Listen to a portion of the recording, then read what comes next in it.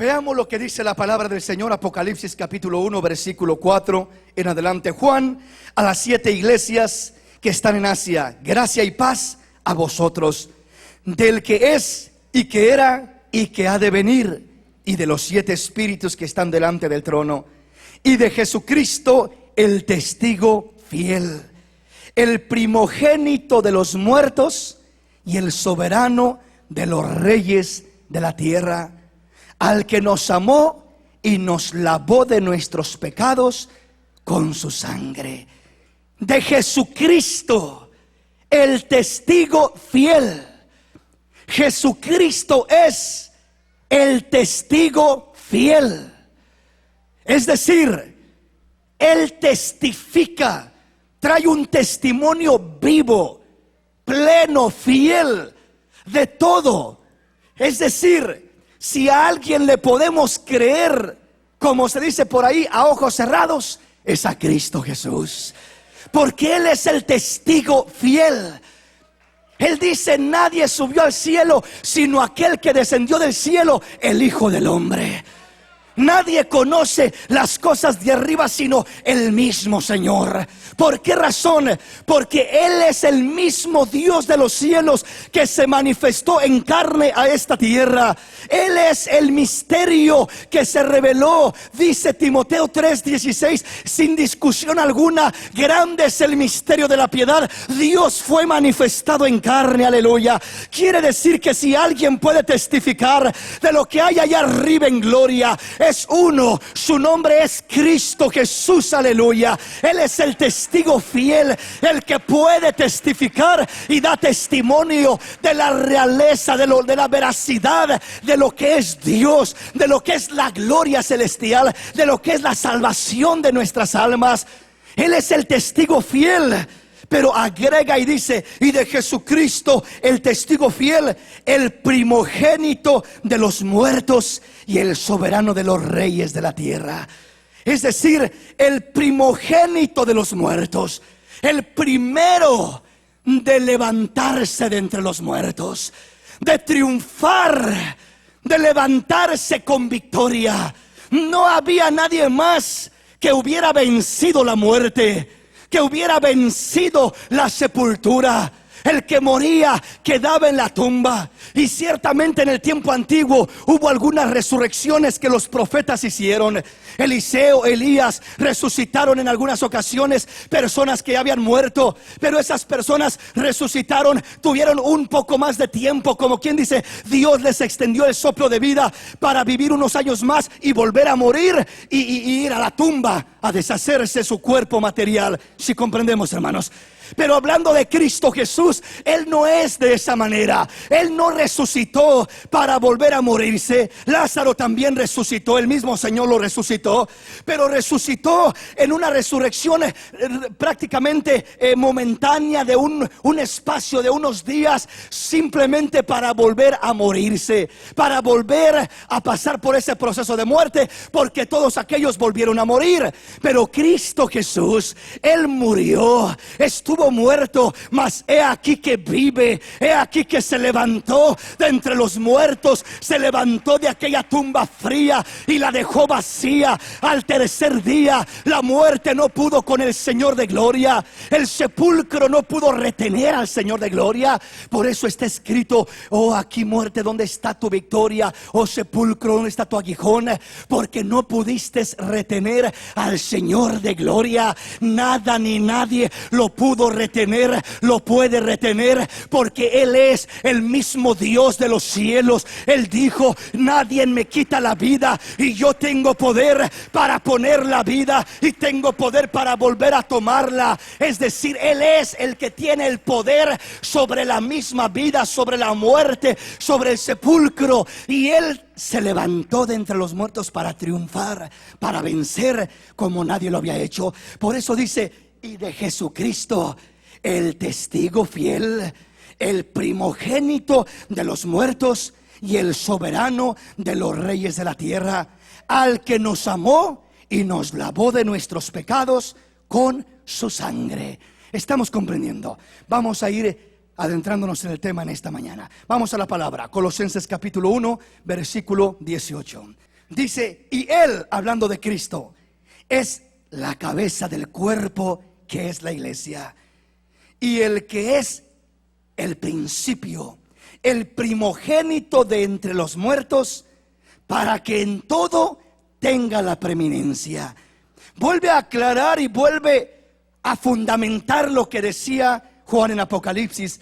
Jesús es el primogénito, el primero que abrió el camino hacia el reino de los cielos, el primero que resucitó, dando así la esperanza a cada uno de los que vendríamos a creer en Él. Él es el primogénito de los muertos, el primero, el que resucitó, el que se levantó para poder estar en gloria, venciendo la muerte. Es decir, Él está por encima de la muerte. Por eso es que cuando lo invocamos a Él, cuando lo consultamos a Él, no es como consultar a los muertos, porque Él no está entre los muertos. Él está entre los que viven, aleluya, porque Él vive y reina para siempre, aleluya. Él es el que vive, Él se levantó, Él es el primogénito de los muertos. Entonces debemos de entender la diferencia de Cristo a cualquier otro personaje. Si usted me habla de Buda, si me habla de Mahoma, si me habla de Confucio, si me habla de cualquier maestro sabio, intelectual que haya pisado la faz de esta tierra, y yo le puedo decir, está registrado dónde murieron, dónde está la tumba, dónde les festejan su aniversario, su tiempo especial, allí en aquella tumba fría. Pero quiero decirte, hay algo especial en nuestro Señor, que si tú vas a buscar su tumba, te vas a llevar una grande sorpresa. Esa tumba se encuentra vacía, esa tumba estaba sola, no hay un cuerpo en esa tumba, porque Él se levantó de entre los muertos. No fue Buda quien se levantó, no fue Confucio el que se levantó, no fue Mahoma quien se levantó, es Cristo Jesús, el soberano de los reyes de la tierra, el que se levantó para vencer, el que se levantó para triunfar. Por eso Él tiene poder para interceder por nosotros, porque Él venció lo que nadie más puede vencer. Él venció lo que nadie más puede vencer. ¿Sí me explico, mis hermanos?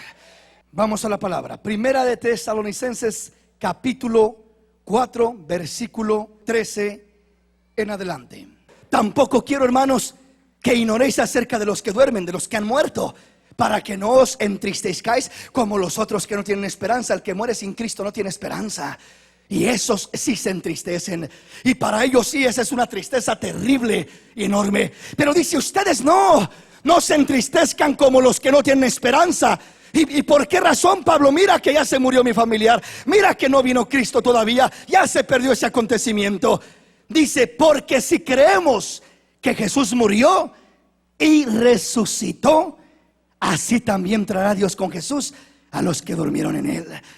Por lo cual os decimos esto en palabra del Señor, que nosotros que vivimos, que habremos quedado hasta la venida del Señor, no precederemos a los que durmieron. Dice, porque el Señor mismo, con voz de mando, con voz de arcángel y con trompeta de Dios, descenderá del cielo. Y los muertos en Cristo resucitarán primero. ¿Significa que ya resucitaron o que van a resucitar? Van a resucitar. Los muertos en Cristo no han resucitado. María no ha resucitado. Eso dice la palabra de Dios. Pablo no ha resucitado. Eso dice la palabra de Dios.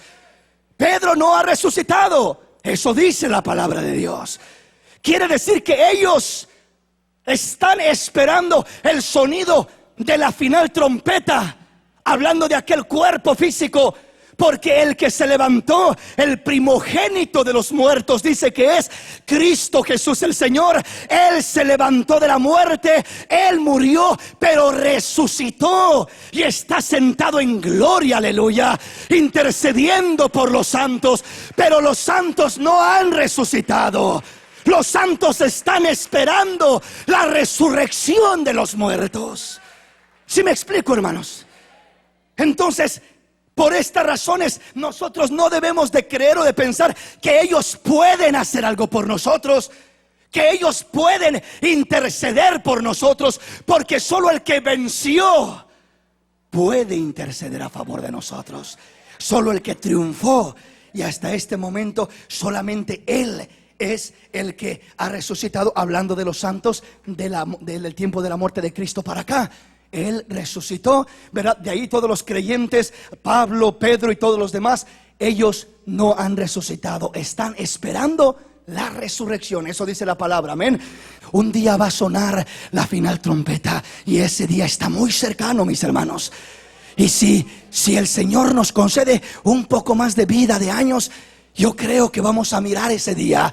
Yo creo que vamos a mirar ese acontecimiento maravilloso donde sonará esa final trompeta y nos uniremos a Pablo, a Pedro, a María y a todos aquellos santos, resucitando ellos de los muertos, nosotros siendo transformados para encontrarnos con el Señor en los aires y estar todos delante del Señor, adorándole, amándole, glorificándole, porque solamente hay uno digno de suprema alabanza. Su nombre es Jesús, aleluya. Su nombre es Jesús, aleluya.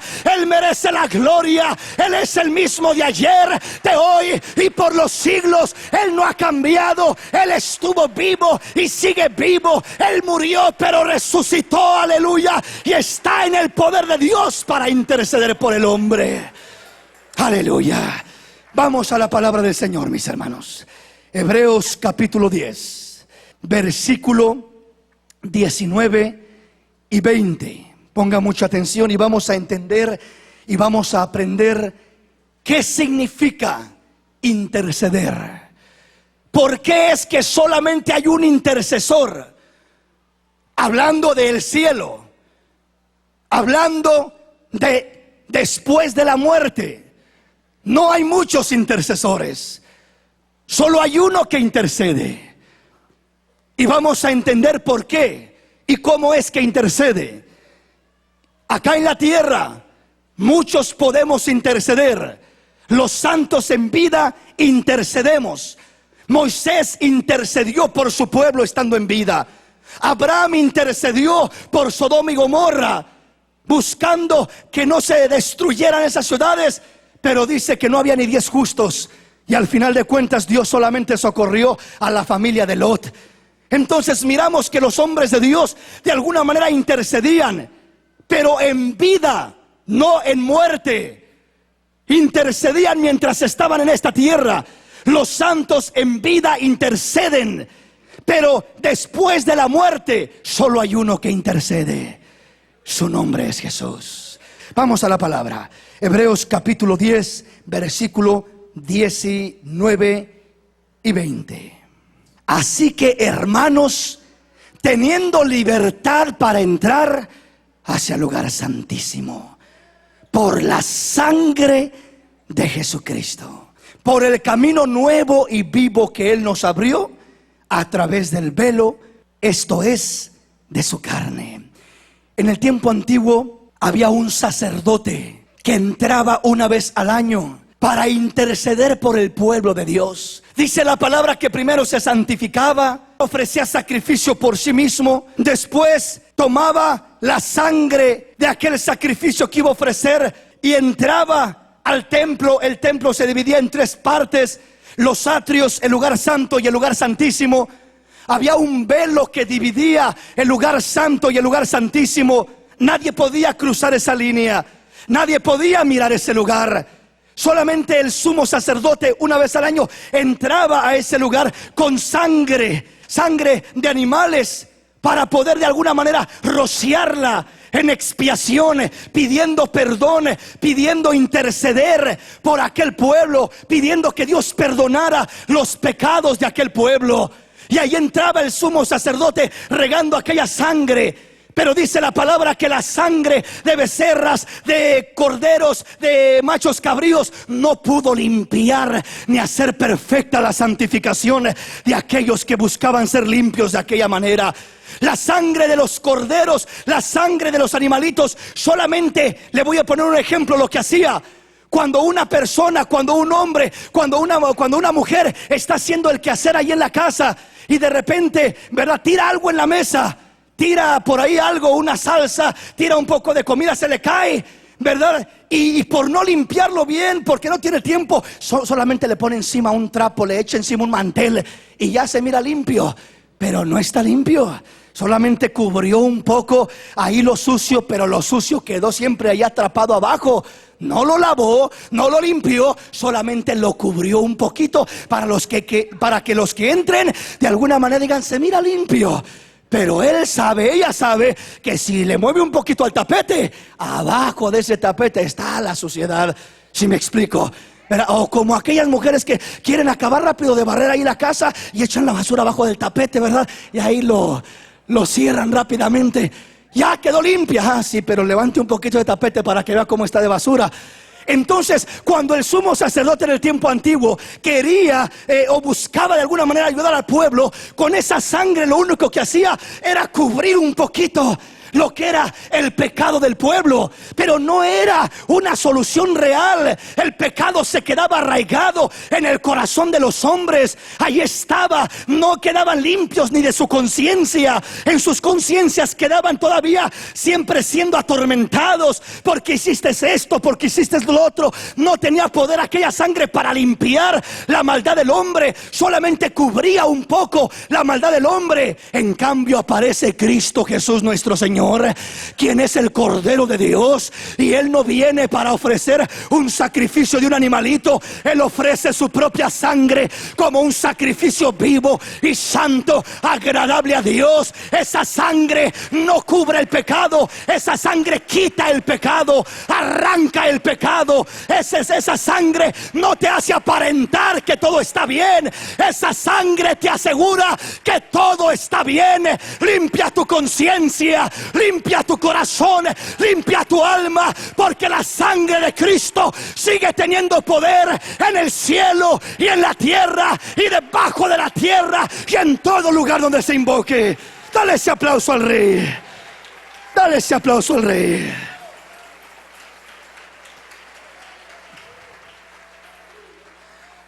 Ahora, cuando dice la palabra acá, así que hermanos, teniendo libertad para entrar en el lugar santísimo por la sangre de Cristo, de Jesucristo.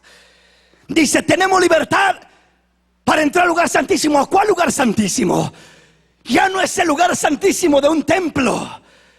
Ya dice la palabra que cuando Cristo murió y resucitó, Él tomó su propia sangre.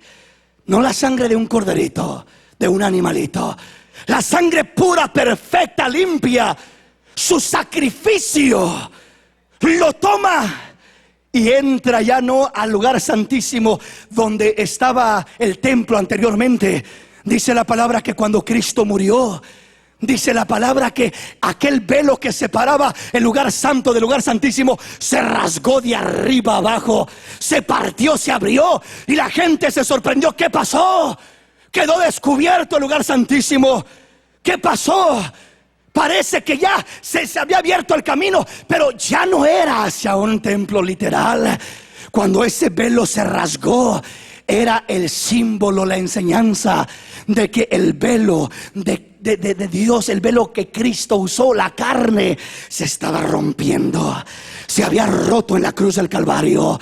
Al romperse ese velo de carne, la palabra dice, Cristo dijo en Juan 14:6, yo soy el camino, la verdad y la vida, y nadie viene al Padre si no es por este velo de carne. Nadie viene a lo divino que hay en mí si no es a través de lo humano que se mira en mí. Se rompió lo humano para que se tuviera acceso a lo divino. Cuando se rompe lo humano, el hombre tiene acceso a lo divino de Dios. Nadie puede llegar a la gloria de Dios si no es a través del sacrificio maravilloso que mi Señor hizo en la cruz del Calvario. Esa es la manera de entrar a la gloria de Dios, a través del sacrificio, a través del velo que se rasgó, a través del cuerpo de Cristo que fue crucificado por amor a nosotros. Aleluya.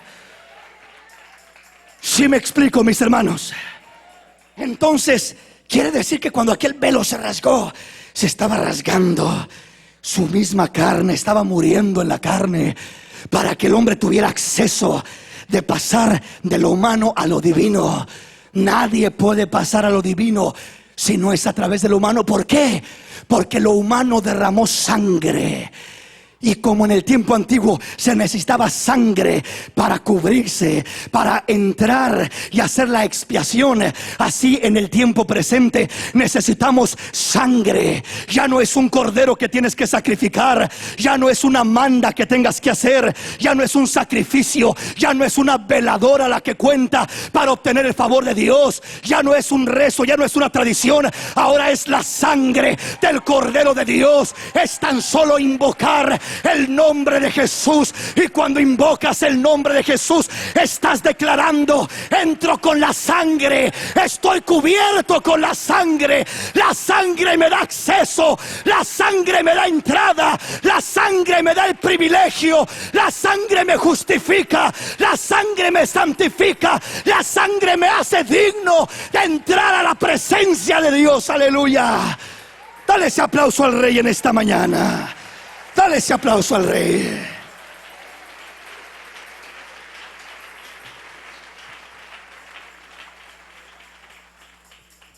La sangre del Cordero de Dios quiere decir que dice: así que, hermanos, teniendo libertad para entrar en el lugar santísimo por la sangre de Jesucristo. Cuando invocamos el nombre de Jesús, ¿por qué es que todo lo que hacemos de hecho, de palabra, según la Escritura, tenemos que hacerlo en el nombre de Jesús?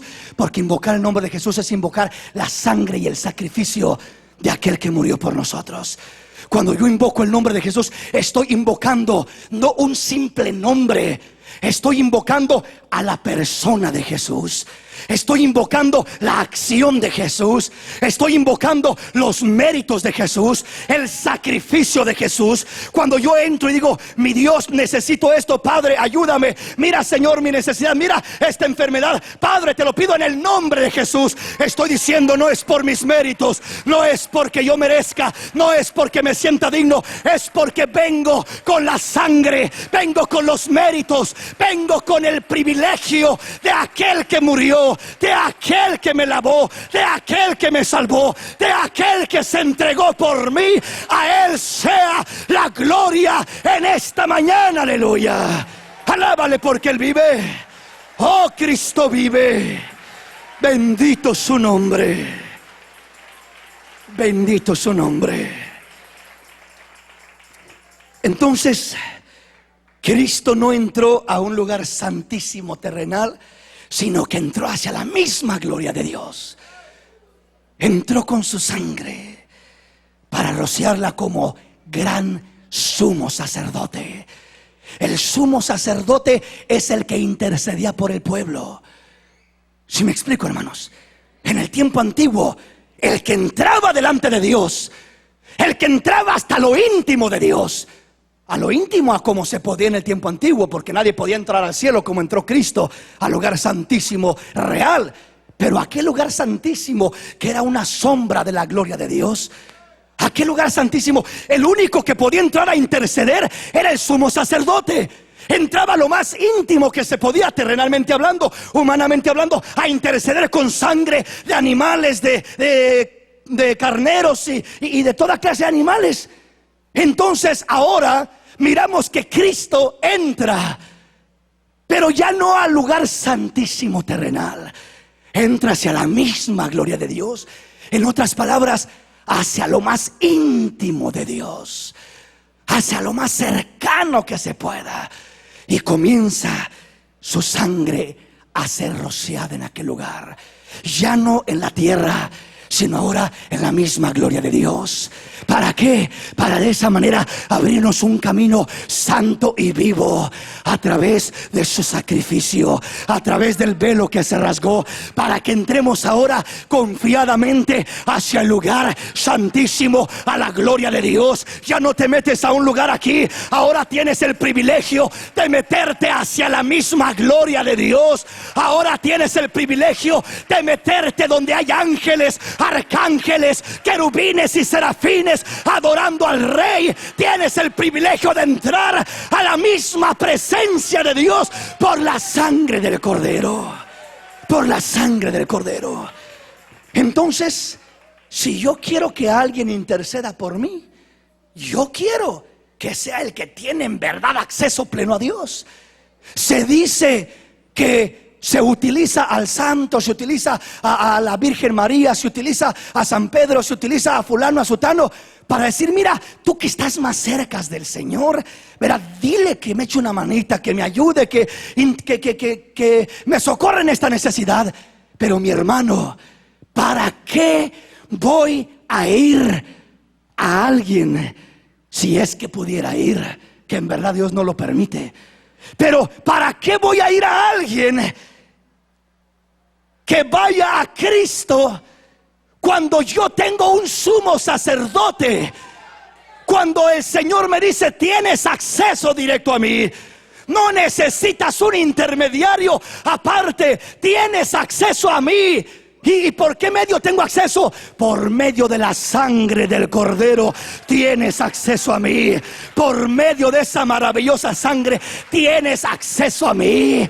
Tienes entrada a mí para meterte a la misma gloria de Dios, para meterte a lo íntimo de Dios, para acercarte a Dios. Tienes acceso por la sangre del Cordero. ¿Qué sigue diciendo? Oiga bien lo que dice.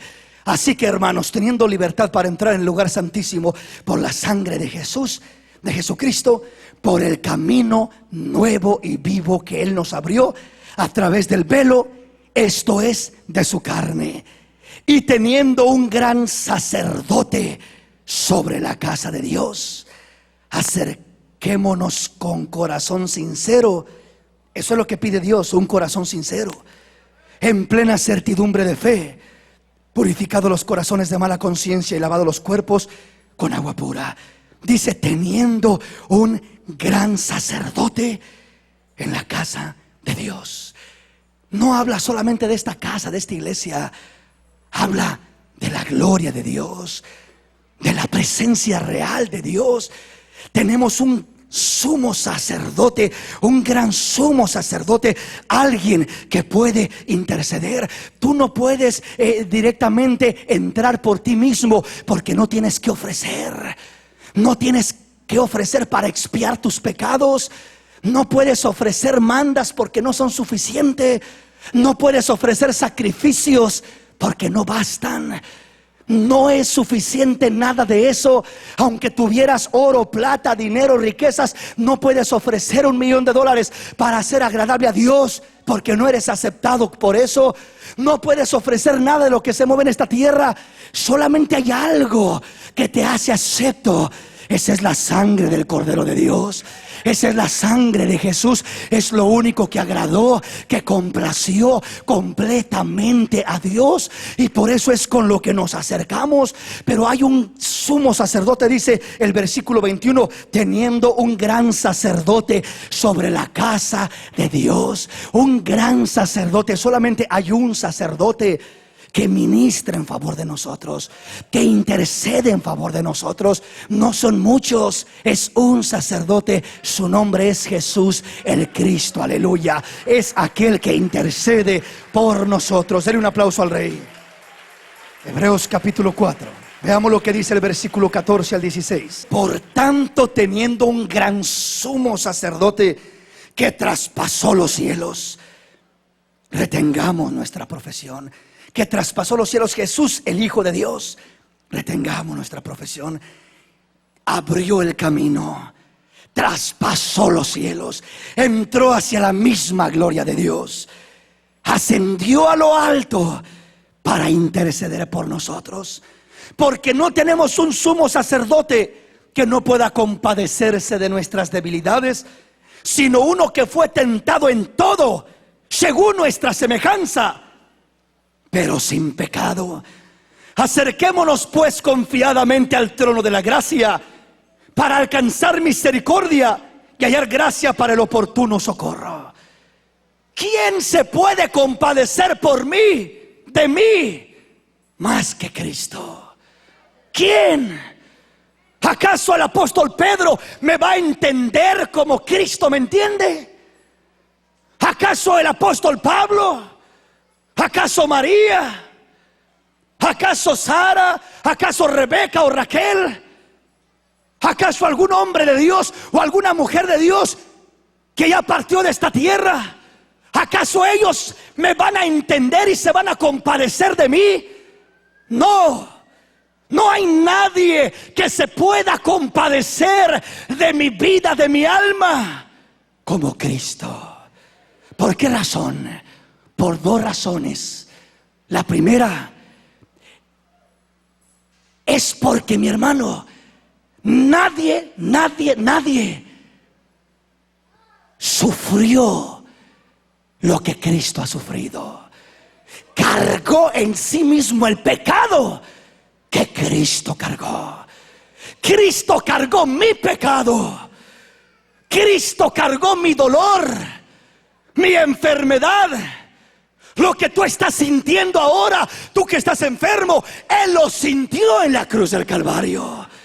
Él lo experimentó. Muchos hombres quizás no te entiendan, quizás muchas mujeres no te entiendan cuando estás pasando por un problema, pero quiero decirte, hay uno que te entiende. Su nombre es Jesús el Cristo, porque Él fue tentado en todo, pero sin pecado. Él padeció, Él sufrió, Él tomó de lo tuyo para darte de lo de Él. Él tomó tu miseria para darte su santidad. Tomó tu pecado para darte su bendición. Tomó lo tuyo para darte lo suyo, lo de Él. Entonces Él te puede entender, Él se puede compadecer, Él puede comprender plenamente lo que tú sientes, lo que tú pasas. Dice que fue tentado en todo según nuestra condición, pero sin pecado. Triunfó, triunfó. ¿Quién te puede decir que puede salir adelante sino alguien que ha pasado lo que tú estás pasando y ha triunfado? ¿Sí me explico? Cuando aquel no ha pasado lo que tú has pasado, puedes decir tú, pues cómo no, muy fácil para usted decir, tenga fe, tenga ánimo, échele ganas. Aquí usted no está enfermo, aquí usted no le duele acá, aquí usted no se despierta por las noches llorando con el dolor que yo tengo. Y es cierto, mis hermanos, para uno es muy fácil decirle a la persona, tenga fe, adelante, y esto y lo otro, que no es malo, es bueno darnos ánimo. Pero hay veces que la persona dice, sí, pues cómo no, para usted qué fácil, usted no tiene el problema que yo tengo.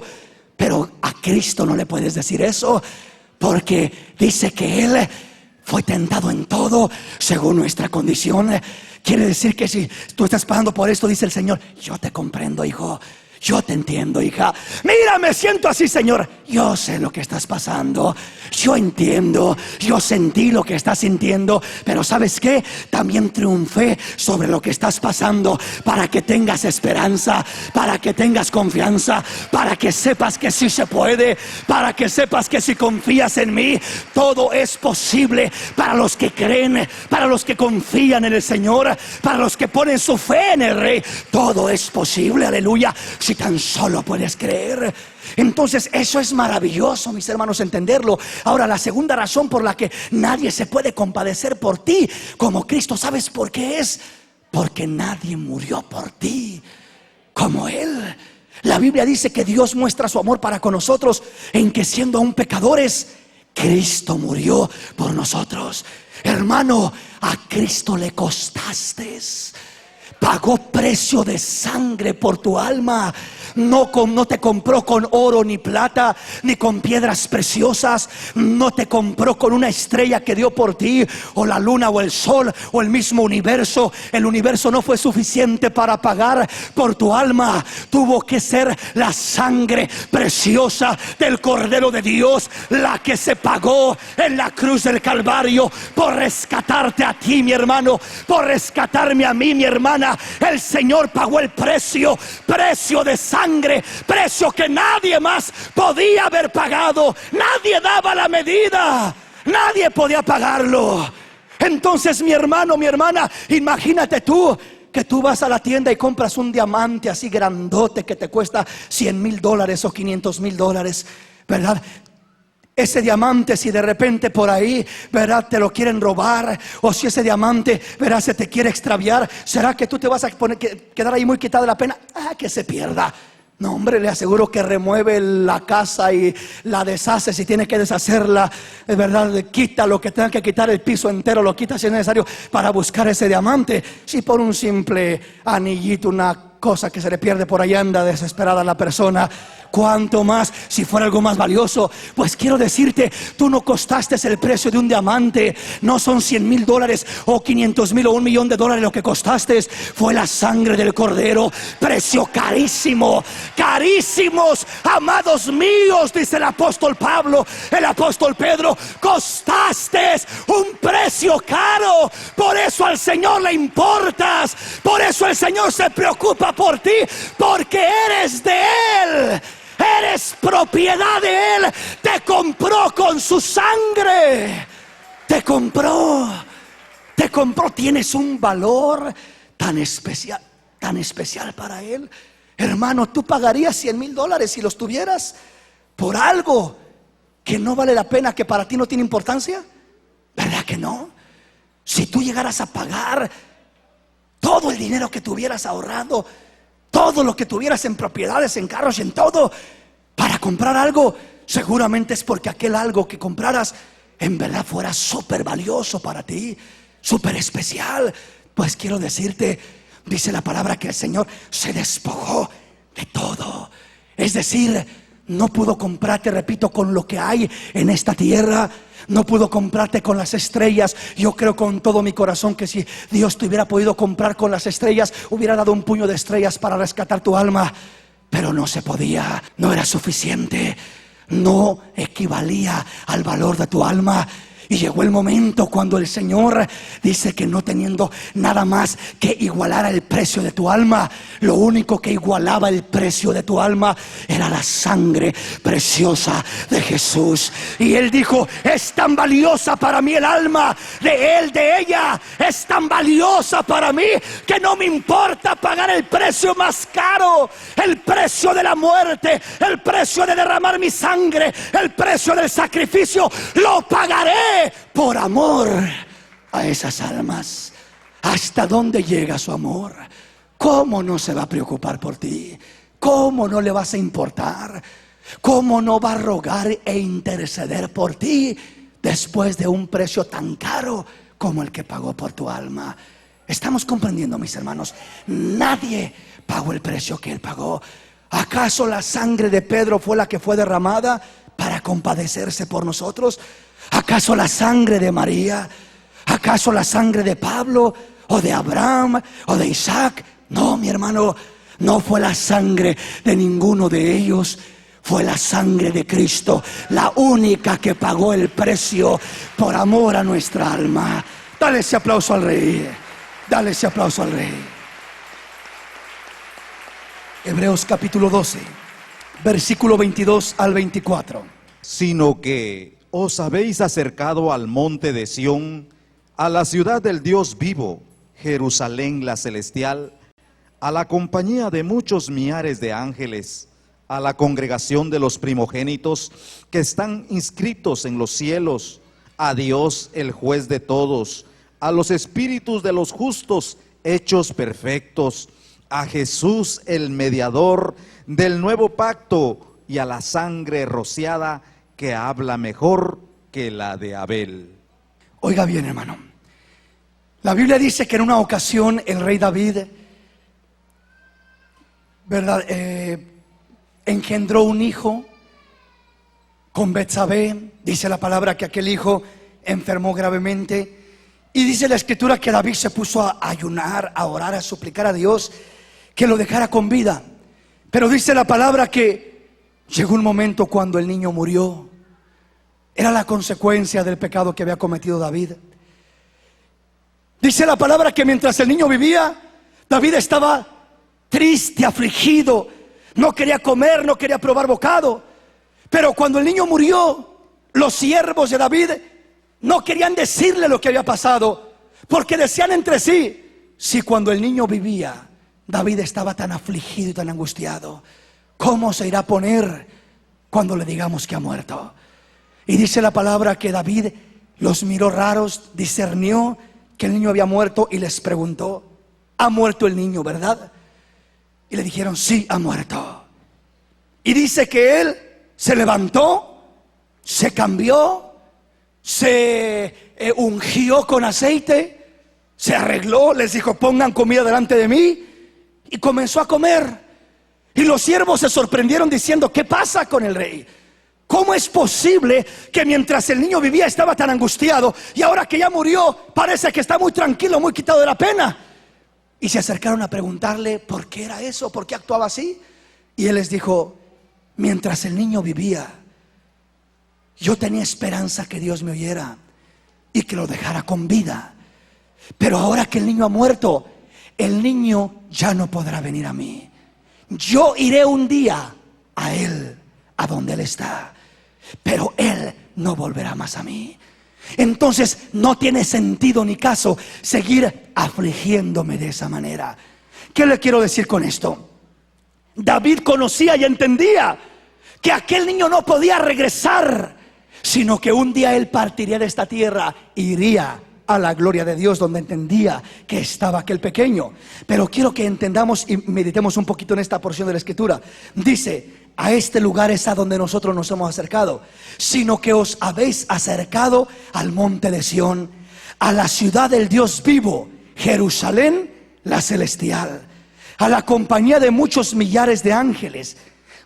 Cuando nosotros entramos a la presencia de Dios, aún estando en vida, nosotros en vida podemos acercarnos al trono de Dios, podemos acercarnos al monte de Sión, a la ciudad del Dios vivo, Jerusalén la celestial, a la compañía de muchos millares de ángeles, donde están los ángeles adorando a Dios constantemente, a la congregación de los primogénitos que están inscritos en los cielos, a Dios el juez de todos, a los espíritus de los justos hechos perfectos, a Jesús el mediador del nuevo pacto, y a la sangre rociada que habla mejor que la de Abel.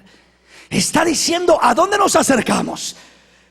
Nos acercamos, quiero centrarme primeramente en el versículo 24. Dice: a Jesús el mediador del nuevo pacto, y a la sangre rociada que habla mejor que la de Abel. La sangre de Jesús habla mejor que la de Abel. Cuando nos acercamos por la sangre de Jesús, entramos a la misma gloria de Dios. Y cuando entramos a esa gloria de Dios, nos unimos a la adoración de ángeles, arcángeles, querubines y serafines. Cuando tú, hermano, entras a la presencia de Dios en adoración y comienzas a buscarle, a adorarle por medio de la sangre de Jesús, invocando el nombre de Jesús, y te metes a la presencia de Dios, tu cuerpo está aquí, tú aparentemente estás aquí, pero te has introducido a otra dimensión espiritual, una dimensión donde se mueve la gloria de Dios, una dimensión donde estás unido, unida con millares de ángeles a tu alrededor, adorando al Rey, adorando al Dios de los cielos, adorando al Cordero de Dios. Estás unido, no estás solo, no estás sola, estás unido en adoración. Y dice, ni siquiera está solamente ángeles, arcángeles, querubines y serafines, sino que también dice que ahí mismo están los santos adorando, los espíritus de los justos hechos perfectos, aquellos hombres del ayer, su espíritu, aquellos aunque su cuerpo no ha resucitado, su espíritu ya está allá y está adorando a Dios. No están intercediendo, están adorando a Dios. Y cuando tú te metes en la presencia de Dios, ellos no interceden por ti, ellos están ocupados adorando a su Creador, adorando a su Señor, glorificando, magnificando a su Rey. Los espíritus de los justos hechos perfectos ya están adorando a Dios. ¿Sí me explico? entonces realmente entendemos que toda la hueste, todas las huestes celestiales, todo el ejército celestial, toda la familia de Dios en los cielos está adorando a Dios, está contemplando la gloria de Dios, está glorificando a Dios. Y el versículo 24 me llama la atención, que dice: a Jesús, el mediador del nuevo pacto, y a la sangre rociada, que habla mejor que la de Abel. Oye bien, la sangre de Jesús habla. Cuando leemos en la palabra que Jesús intercede por nosotros, debemos de entender cómo intercede. La sangre de Jesús habla mejor que la de Abel. La sangre de Abel hablaba. No significa que literalmente tenía una voz y que estaba hablando. Significa que estaba reclamando una venganza porque su hermano Caín lo había matado. La sangre de Abel, tu hermano, clama a mí desde la tierra. Está pidiéndome que haga justicia. La sangre de Jesús también clama, habla. Pero la sangre de Jesús no habla como la de Abel. La de Abel habla diciendo: justicia, juicio, venga mi causa. Pero la sangre de Jesús no pide venganza, ni juicio, ni justicia. La sangre de Jesús dice: perdón, perdónalos porque no saben lo que hacen. Misericordia para ellos, bendícelos, Padre, obra en favor de ellos. Mi sacrificio sea en favor de ellos. Por amor al sacrificio, sean bendecidos, sean restaurados, sean sanados, sean acercados a Dios. La sangre de Jesús habla. Quiere decir que cuando la Biblia habla de que Jesús intercede en los cielos, que está sentado en el trono de Dios, que intercede, muchos se imaginan a Jesús de rodillas intercediendo delante del Padre, ahí a un lado como dos personajes separados. No, mi hermanito, Jesús no intercede, no está de rodillas ahí ya cansado, orando, intercediendo por ti. No, mi hermanito, la manera como Jesús intercede, la sangre de Jesús habla. La sangre de Jesús intercede. ¿Qué quiere decir esto? Que la sangre de Jesús, que está rociada en el lugar santísimo, en la gloria de Dios, es la que testifica. Cuando se ve aquella sangre dice: en favor de él lo hice, en favor de ella lo hice, en favor de aquel caído, de aquel necesitado, de aquel enfermo, en favor de él hablo. Es en favor del necesitado que la sangre de Jesús habla, intercede de la sangre. ¿Sí me explico? Cuando el hombre merece muerte, la sangre dice que tenga vida. ¿Pero por qué si merece muerte? Porque yo morí por él y mi sangre da testimonio de eso. Mi sangre habla en favor de eso. Ahí está la sangre rociada y es el testimonio que habla. Así es de que Cristo no es de que Cristo esté literalmente de rodillas orando, intercediendo por el hombre. No, su sacrificio habla, su sacrificio intercede, su sacrificio pide misericordia por ti, su sacrificio dice que tú tienes una oportunidad de entrar a su gloria, a su presencia. ¿Sí me explico, hermanos? Es la obra de Cristo, es la sangre de Cristo, es el sacrificio de Cristo el que habla, el que intercede, el que aboga.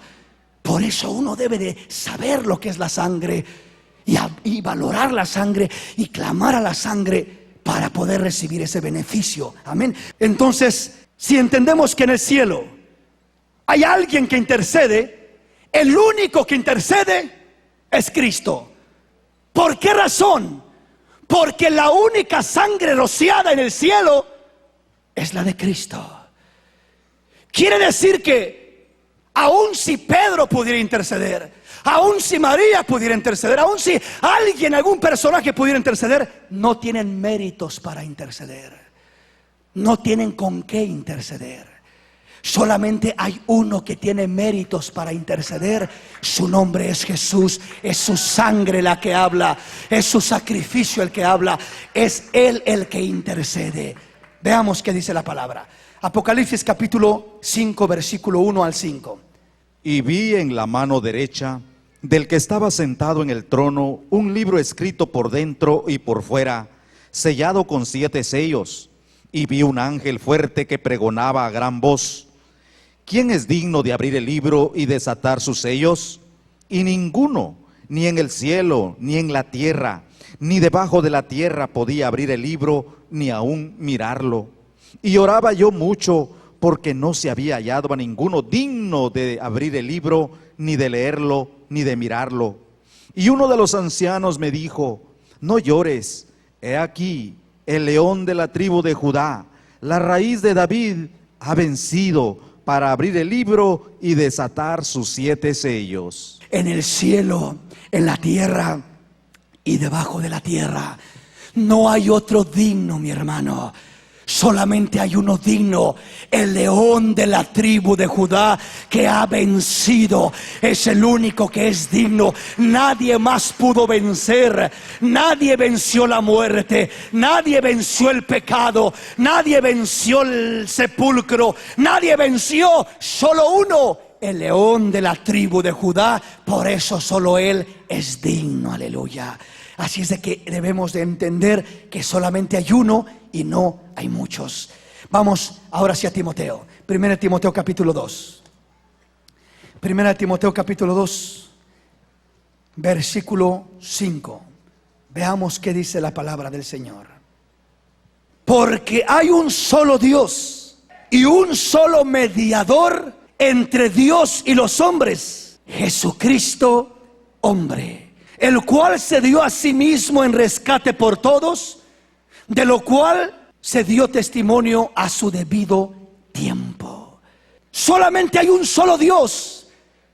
Y cuando dice, y un solo mediador entre Dios y los hombres, está diciendo en otras palabras, y un solo medio para llegar a Dios. Hay un solo Dios y un solo medio para llegar a Dios: Jesucristo hombre. Hay un solo Dios y un mediador entre Dios y los hombres.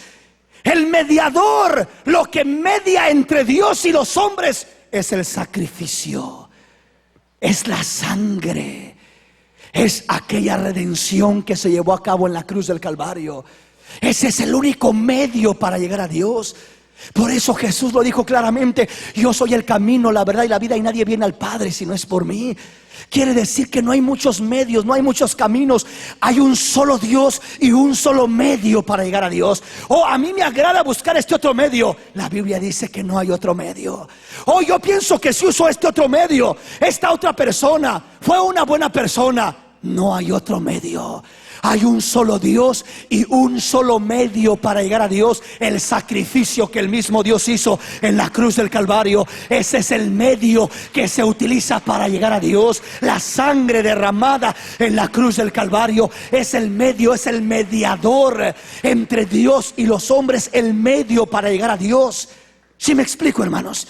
Entonces debemos de entenderlo para nunca creer que podemos acercarnos a Dios de ninguna otra manera o por cualquier otro medio, porque no lo hay. Vamos a la palabra. 1 de Juan capítulo 2, versículo 1. Hijitos míos, estas cosas os escribo para que no pequéis. Y si alguno hubiere pecado, abogado tenemos para con el Padre, a Jesucristo el justo. Y Él es la propiciación por nuestros pecados, y no solamente por los nuestros, sino también por los de todo el mundo. Cuando hablamos del abogado, repito, no piense usted que Jesús está ahí suplicando, abogando, ¿verdad?, para que alguien no se pierda, para que alguien sea salvo. No, no es que Él esté literalmente ahí abogando, es que su sacrificio aboga por el hombre. Su sangre aboga por el hombre. Su sangre habla en favor del hombre. Su sangre le da acceso al hombre a tener cercanía con Dios. Esa es la manera como Dios aboga, o como Cristo aboga, a través de su sacrificio. No es que Él ahí ya estaría cansado, hermanos. Imagínese usted ahí de rodillas pidiendo, abogando, suplicando. No, es que no es algo literal que Él esté separado ahí abogando. No, Es el sacrificio que da testimonio en el cielo, en la tierra y debajo de la tierra. Lo que aboga por el hombre, aboga en favor del hombre. Por eso dice: esto os escribo para que no pequéis. Pero si alguno hubiere pecado, abogado tenemos para con el Padre, a Jesucristo el justo. Cuando dice a Jesucristo el justo, está diciendo: tenemos la sangre de Jesús, tenemos el sacrificio de Jesús, tenemos los méritos de Jesús, tenemos aquella obra redentora que Él hizo en la cruz del Calvario. Cuando te sientas perdido, extraviado, necesitado de perdón, mira a la sangre del Cordero de Dios. Esa sangre está viva, está abogando por ti hasta este día. Ese sacrificio está fresco, habla en favor de ti en los cielos y en la tierra y debajo de la tierra. Es una sangre viva, aleluya. Es una sangre real. Si comprendemos, hermanos, de qué manera aboga, intercede. Es el sacrificio el que aboga. Es la acción que Cristo hizo hace cerca de 2000 años la que abogó, aboga y sigue abogando por nosotros. Amén. Es lo que Él hizo, esa acción maravillosa la que aboga. Vamos a la palabra, le termino con esta escritura y veamos lo que dice Romanos capítulo 8, versículo 26. De igual manera, el Espíritu nos ayuda en nuestra debilidad, pues que hemos de pedir como conviene, no lo sabemos, pero el Espíritu mismo intercede por nosotros con gemidos indecibles. Mas el que escudriña los corazones sabe cuál es la intención del Espíritu, porque conforme a la voluntad de Dios intercede por los santos. Un mediador, un abogado, un intercesor. Pareciera que habla de tres cosas diferentes. Jesucristo, el único mediador entre Dios y los hombres. Jesucristo, el abogado. El Espíritu Santo, el que intercede por nosotros. Interceder es abogar, significa lo mismo. ¿De qué está hablando? Tanto cuando habla de mediador, de abogado, como de intercesor. Todas esas tres cosas apuntan a una sola: a la sangre de Jesús. A la sangre de Jesús. El Espíritu, cuando intercede por nosotros, es por los méritos de Cristo, es por la sangre de Jesús. De otra manera el Espíritu ni se acerca a tu vida, porque la sangre de Cristo está grabada, está plasmada en nuestros corazones. Quiere decir que cuando el Espíritu mira la sangre en nuestra vida, cuando mira tu corazón lavado, rociado con esa sangre preciosa de Jesús, el Espíritu se acerca, porque la sangre de Jesús, donde está la sangre de Jesús, el Espíritu se acerca a consolar, a fortalecer, a bendecir, se acerca a ayudar al hombre. La sangre de Jesús atrae al Espíritu a moverse en favor del hombre. Donde quiera que está la sangre de Jesús, que está rociada la sangre, el Espíritu se mueve en ese medio, se mueve en esa vida. ¿Por qué se mueve? ¿Se mueve porque el hombre es muy bueno, porque el hombre es muy santo? ¿Se mueve porque el hombre merece? No.